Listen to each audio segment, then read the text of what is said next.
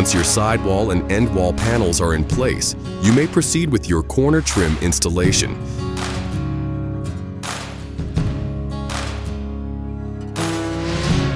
The corner trim will be identified on your sheet metal trim package list as corner rake trim at corners. At the end wall corner, measure from the base trim to the bottom of the purlin.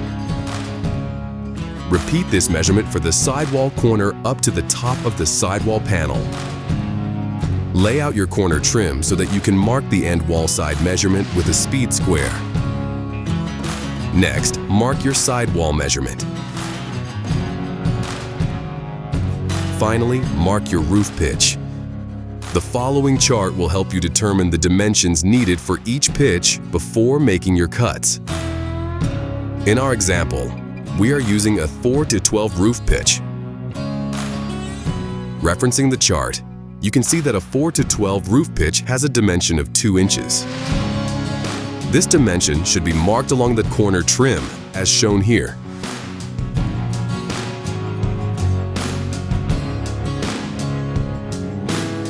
Once marked, carefully cut the trim with hand snips. If you have any questions about these measurements or how to cut your trim, then please contact the experts at Worldwide Steel. Place the trim in position, making any additional trim cuts as needed. Make sure your corner is lined up on the base and runs level on both sides. The return flat of your corner trim should not fall on top of a high rib, but should overlap it as shown here.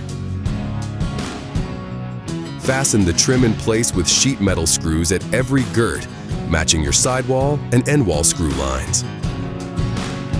Your corner trim installation is now complete. Thanks for choosing Worldwide Steel Buildings. Got questions? Give us a call at 1-800-825-0316 or visit our website at worldwidesteelbuildings.com.